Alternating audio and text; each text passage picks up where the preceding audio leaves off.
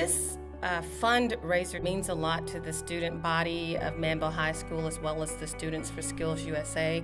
Students here are bringing awareness to the importance of helping one another.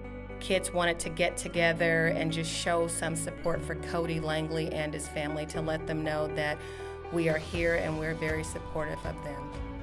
I did this project because I know that Cody was injured in a terrible car accident, and we just wanted to do something and let the community just come together and help him out.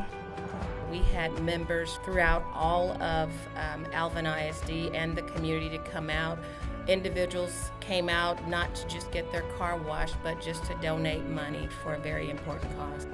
Our students are very proud just to be able to say that in times of hardship and troubles that we're always going to be here for each other. So we look forward to another opportunity to help a student or a family for a good cause. I feel like this said a lot about Manville as a whole because we really show that we take care of our own.